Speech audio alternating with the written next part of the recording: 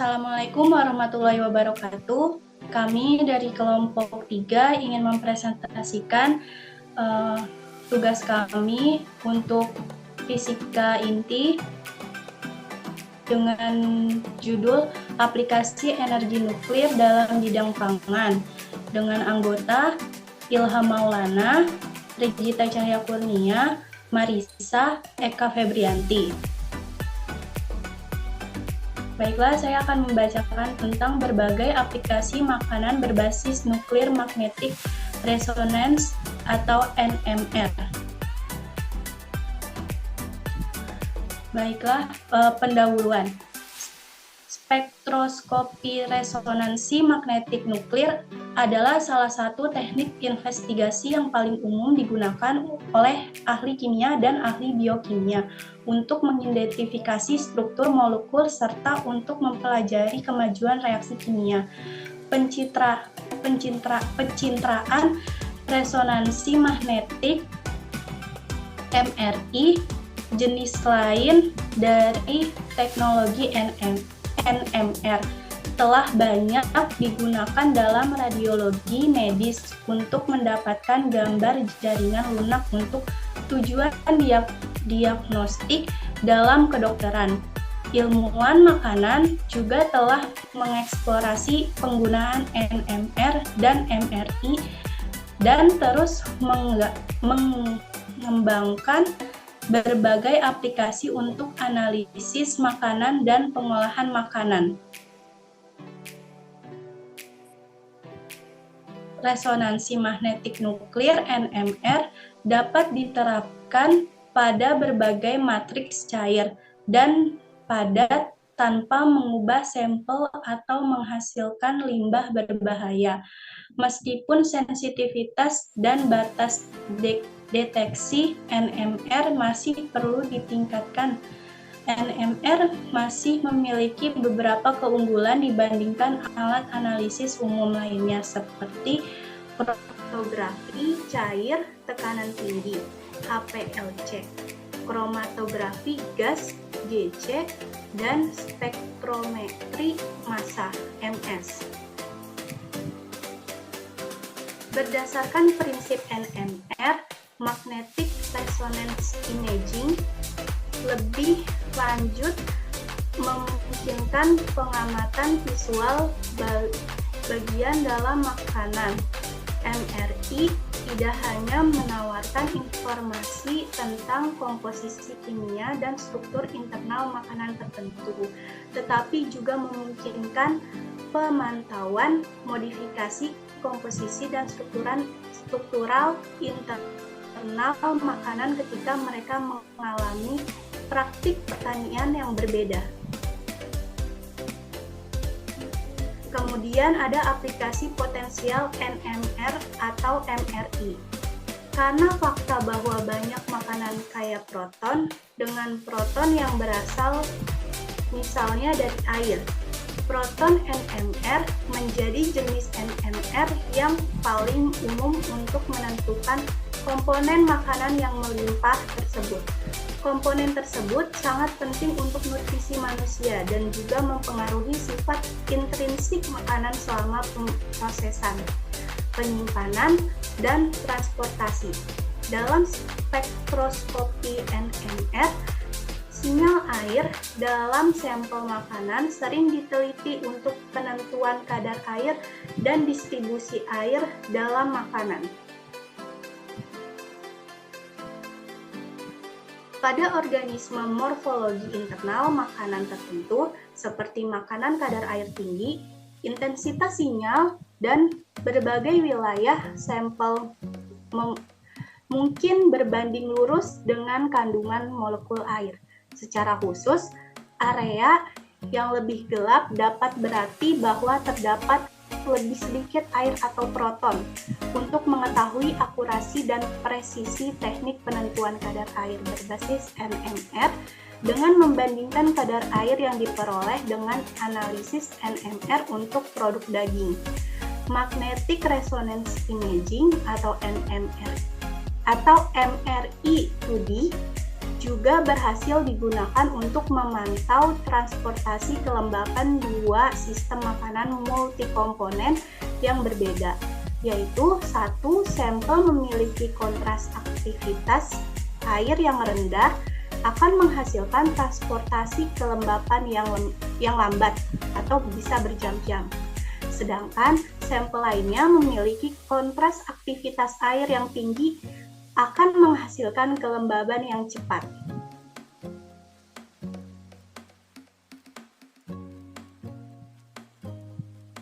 Selanjutnya, ada potensi aplikasi NMR atau MRI.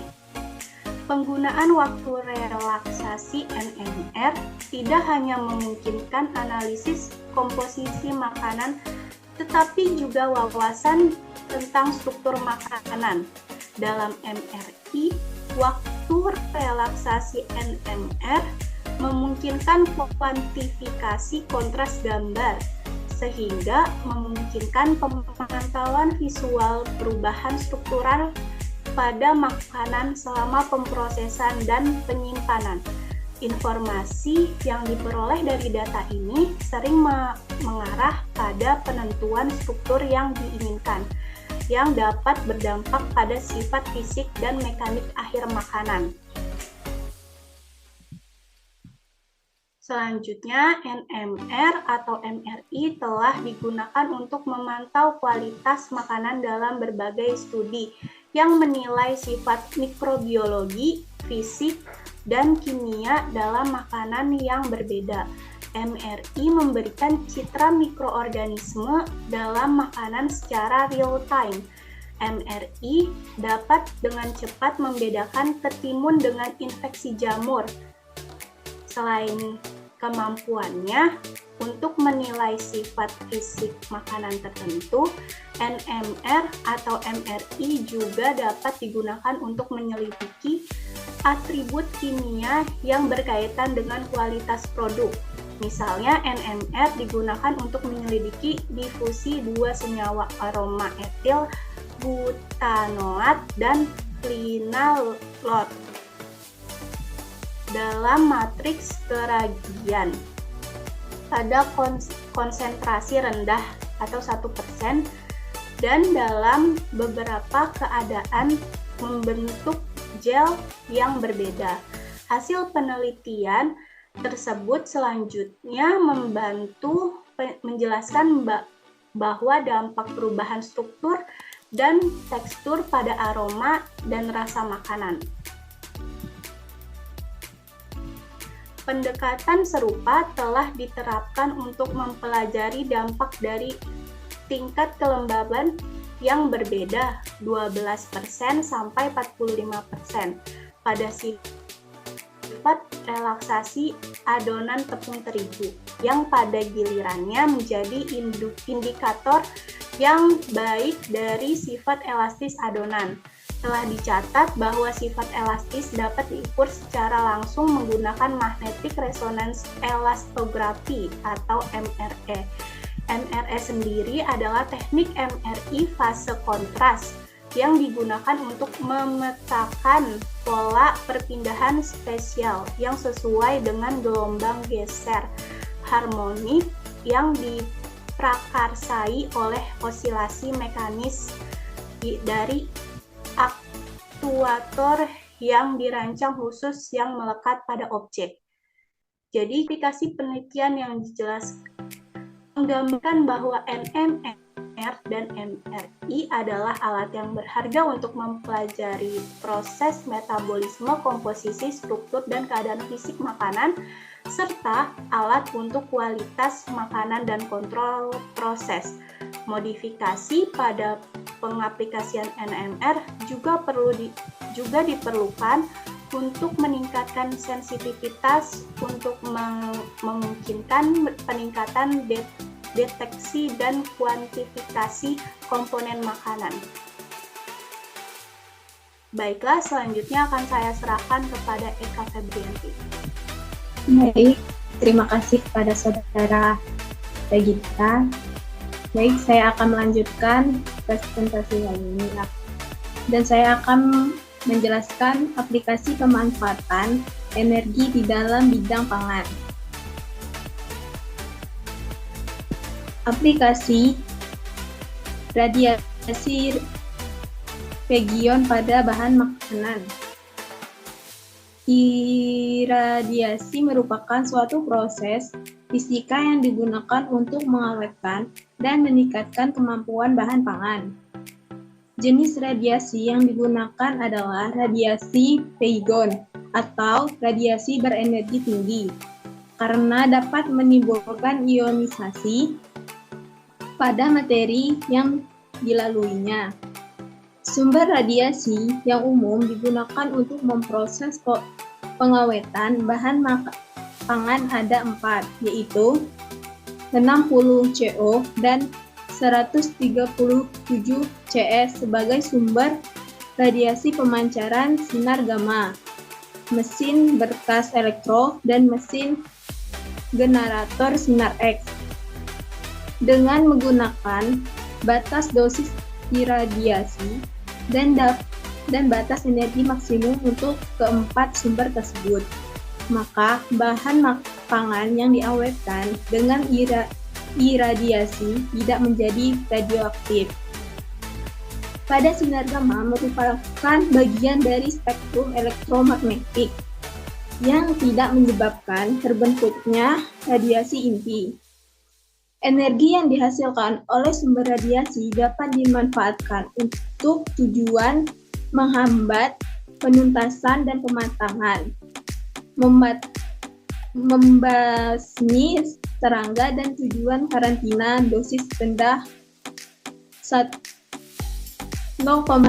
sampai 2 kGy, membunuh mikroba patogen dengan dosis sedang 2-10 kGy, dan membunuh seluruh jenis bakteri yang ada dengan dosis tinggi 10-60 kGy. Dengan demikian, teknologi iradiasi dapat digunakan untuk mempertahankan mutu bahan pangan di dalam kemasan yang baik selama penyimpanannya.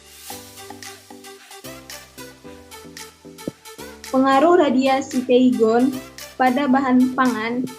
Uji setiap bahan pangan yang diproses dengan teknologi iradiasi harus sudah melalui uji keamanan sebelum dilepaskan kepada masyarakat.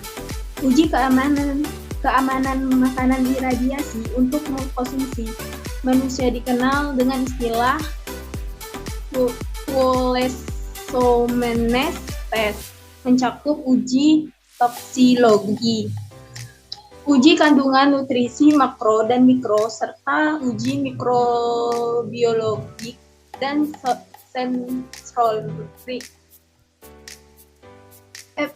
Efektivitas proses radiasi pada bahan pangan bergantung pada beberapa faktor, antara lain adalah faktor intrinsik bahan seperti pH, kadar air, suhu, kandungan gizi makro seperti protein, karbohidrat, dan lemak, dan mikro seperti vitamin dan mineral, aktivitas air atau sering disebut AW, dan sifat lainnya dari produk. Kondisi lingkungan radiasi seperti jenis sumber, oksigen, dan suhu, dosimetri, dan penentu dosis disesuaikan dengan tujuan iradiasi bahan pangan, seperti untuk menghambat penuntasan, menunda pematangan, disinfektasi serangga, dekontaminasi mikroba patogen, sterilisasi komersial, dan sterilisasi mutlak. Aspek-aspek pada radiasi Peygon yaitu aspek fisika kimia. Proses penyinaran bahan pangan dengan menggunakan radiasi Peygon merupakan proses dingin. Karena itu tidak menimbulkan kenaikan suhu yang berarti pada bahan yang disinari. Energi yang diserap oleh bahan pangan atau makanan dengan cara tersebut jauh lebih rendah daripada energi yang diserap pada makanan saat dipanaskan. Dengan demikian, perubahan karakteristik kimia dari bahan pangan yang diawetkan dengan radiasi secara kuantitatif lebih sedikit daripada yang dipanaskan. Perubahan karakteristik kimia karena pengaruh radiasi meningkat seiring dengan peningkatan dosis dan juga bergantung pada jumlah dan komposisi bahan. Pengujian produk radiolisis yang terbentuk akibat radiasi dapat dilakukan dengan menggunakan metode fisika kimia dan polymer chain reaction atau PCR.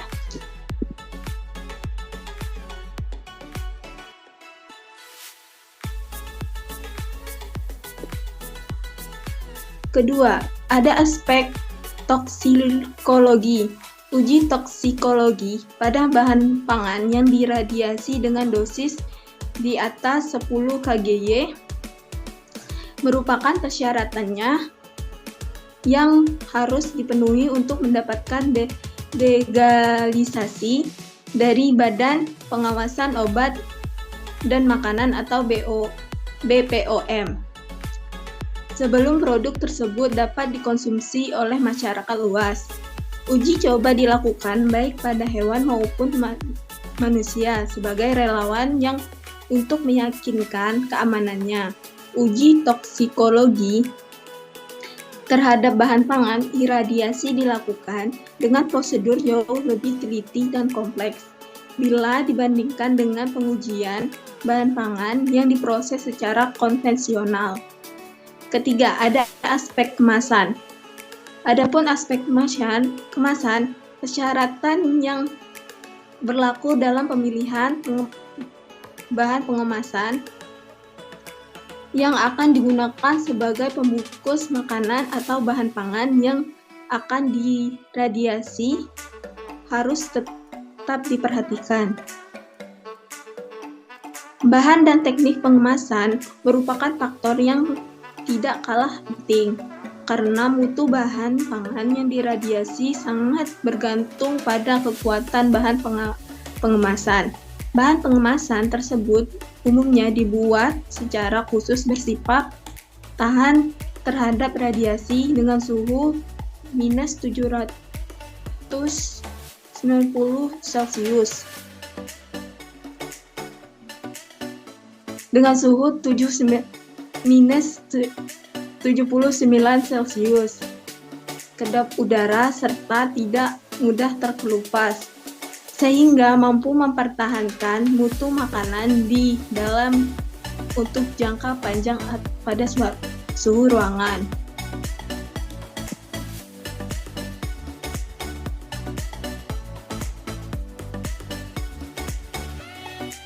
Baiklah, presentasi kali ini akan diserahkan kepada rekan saya yaitu Marisa. Baiklah, terima kasih. Untuk selanjutnya itu aplikasi teknik nuklir dalam pengawetan bahan pangan. Aplikasi teknologi iradiasi pada bahan pangan yaitu uji keamanan makanan iradiasi untuk konsumsi manusia dikenal dengan istilah Rouleau-Mendes test, mencakup uji toksikologi, makro dan mikronutrisi serta uji mikrobiologi dan sensorik.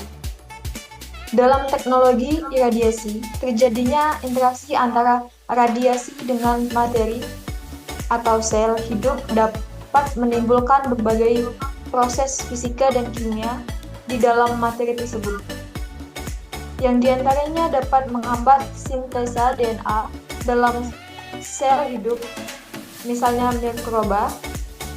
Proses ini selanjutnya dimanfaatkan untuk berbagai tujuan, yaitu menunda penuntasan, membunuh serangga dan mikroba.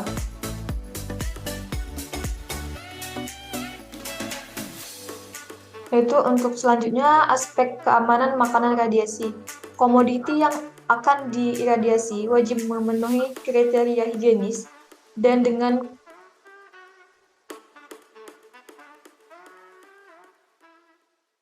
Cobra dan Sinar X untuk pengawetan bahan pangan telah ditetapkan batasan maksimalnya masing-masing sebesar 5 MeV dan 10 MeV untuk mesin berkas elektron.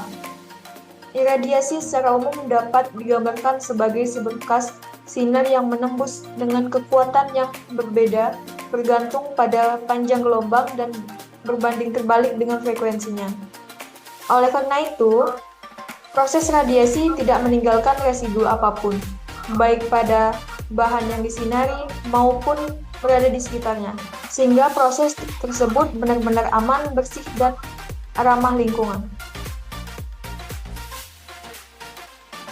Aspek kimia, yaitu proses penyinaran dengan menggunakan radiasi pion, merupakan proses dingin karena tidak menimbulkan kenaikan suhu pada bahan yang dengan teknik tersebut jauh lebih rendah dari energi makanan yang dipanaskan. Akibatnya, perubahan unsur kimia yang terjadi akibat radiasi secara kuantitatif juga lebih sedikit. Senyawa kimia yang terbentuk akibat radiasi bergantung pada komposisi bahan dan jumlahnya akan meningkat sesuai dengan bertambahnya dosis radiasi. Perubahan radiasi dapat ditekan dengan mengatur suhu dan kadar air bahan, serta menghilangkan oksigen udara di sekeliling bahan yang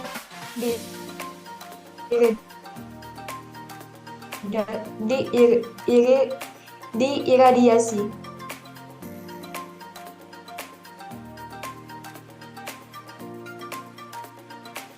Hilangnya zat gizi pada makanan yang diiradiasi sampai dosis 1 kGy tidak nyata. Iradiasi bahan pangan pada dosis sedang 1-10 kGy dapat menurunkan beberapa unsur mikronutrisinya apabila udara dan suhu serta kondisi selama proses tidak diatur dengan baik. Perlakuan kombinasi antara pengaturan kondisi radiasi dan teknik pengemasan dapat mempertahankan mutu dan nutrisi pada bahan pangan olahan siap saji. Beberapa jenis vitamin seperti riboflavin, niacin, dan vitamin D cukup tahan terhadap radiasi.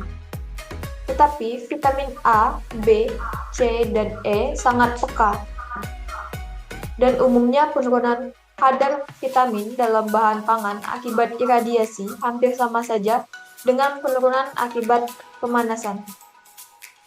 Pada sterilisasi panas, kadar tiamin, niacin, dan pyridoxine masing-masing mengalami penurunan 80, 35, dan 16%.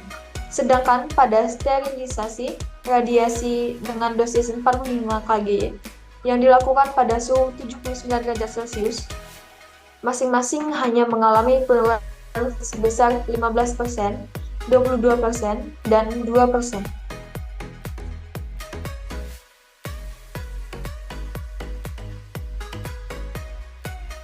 Aspek mikrobiologi, paparan radiasi pion dapat menyebabkan kerusakan DNA pada sel hidup termasuk sel mikroba, khususnya yang bersifat patogen.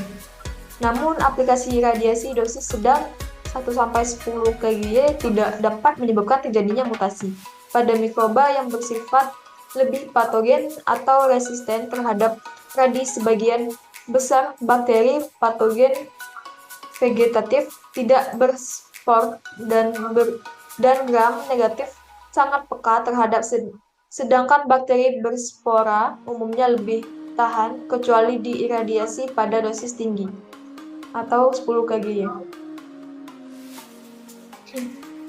Aspek dosimetri, sebelum bahan pangan diiradiasi, dosis yang akan diterapkan sesuai tujuannya harus sudah diketahui. Dosimetri ditujukan untuk menetapkan tingkat keseragaman dosis, sehingga bahan pangan benar-benar menerima jumlah paparan dosis yang sama sesuai dengan tujuan iradiasi. Aspek toksikologi.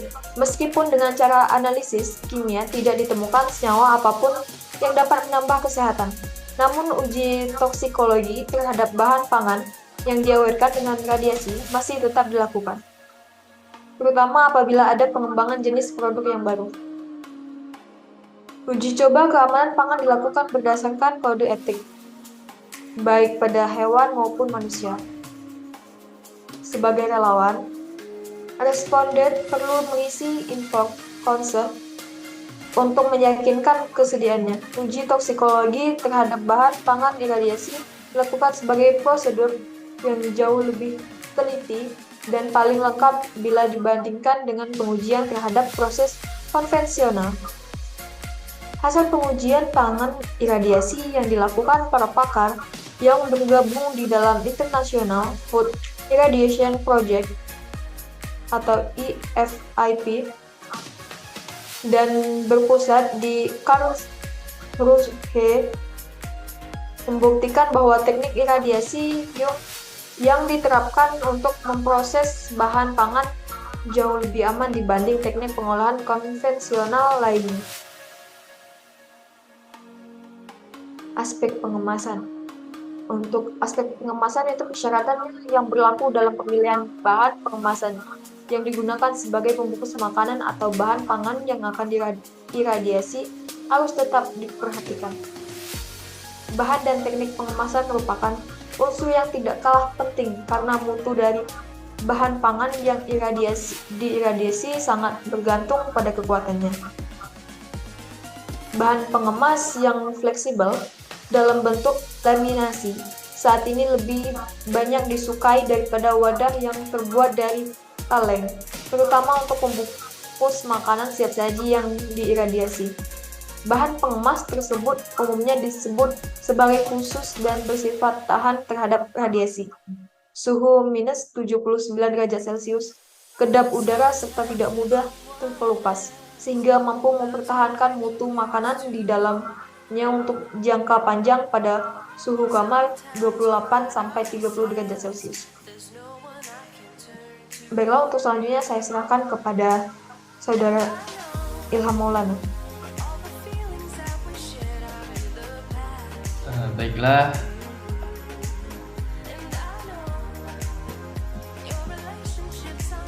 di sini saya akan melanjutkan presentasi dengan judul Uji daya hasil lanjutan galur-galur mutan sorghum pangan di Citayam, Bogor. Prinsip pengaplikasian. Sorghum adalah salah satu alternatif komoditas tanaman yang dapat memenuhi harapan karena bijinya dapat dimanfaatkan sebagai bahan pangan. Selain itu, sorghum juga membutuhkan air sedikit dibandingkan tanaman pangan lainnya. Hal senada dilaporkan oleh R.L. House bahwa untuk menghasilkan 1 kg bahan kering sorghum membutuhkan air sebanyak 332 kg, jagung 368 kg, barley 434 kg, gandum 514 kg air, dan padi lebih banyak lagi. Atas dasar itulah, kegiatan penelitian pemulihan tanaman sorghum dilakukan. Sorghum termasuk tanaman biji-bijian yang banyak dibudidayakan di daerah beriklim panas dan kering. Upaya untuk peningkatan keragaman dan perbaikan genetik dalam pemulihan tanaman sangat dibutuhkan.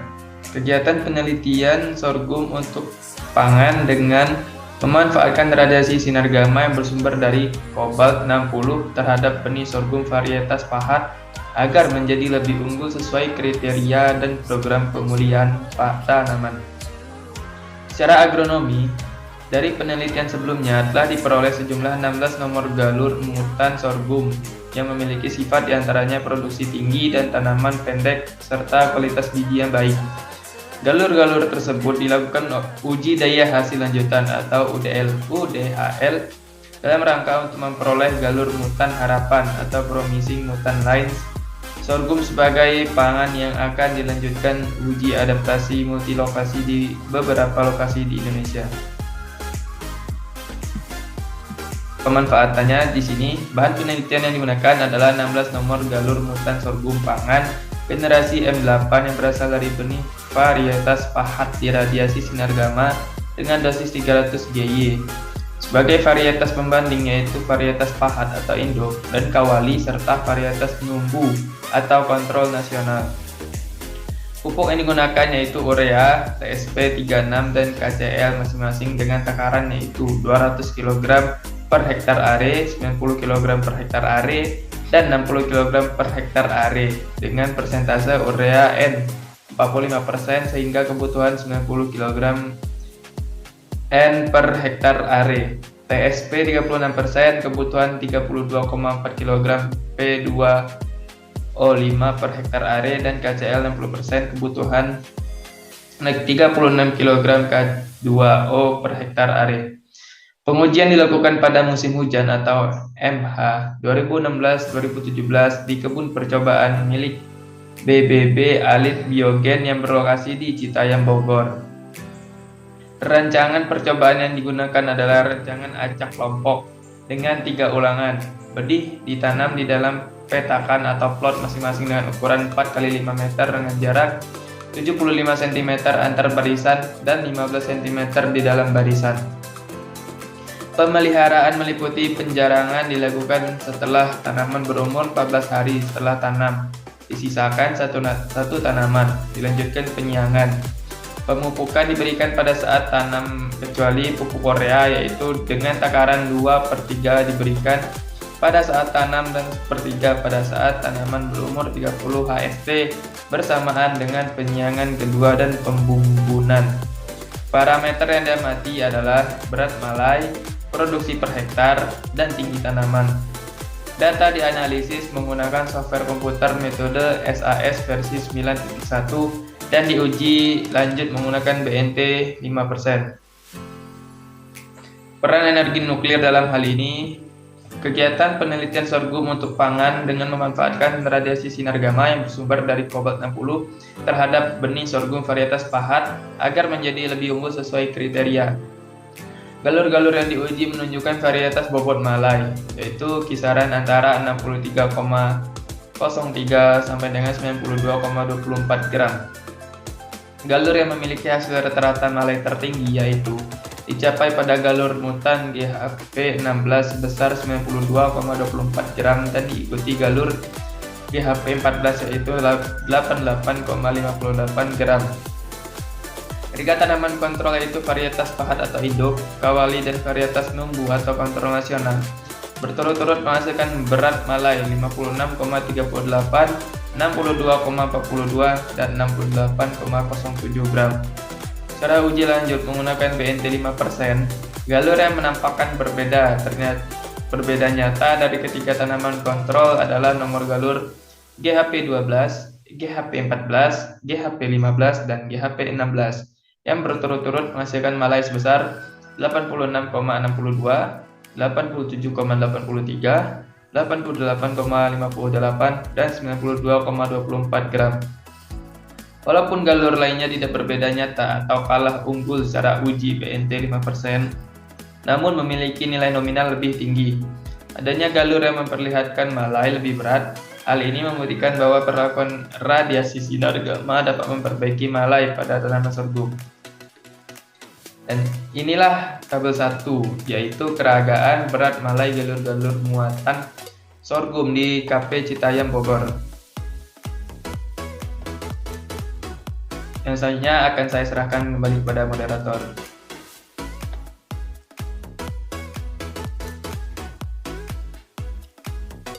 Baiklah, sekian presentasi untuk tugas fisika inti kami dari kelompok 3. Mohon maaf apabila ada kesalahan kata. Wassalamualaikum warahmatullahi wabarakatuh. Waalaikumsalam warahmatullahi wabarakatuh.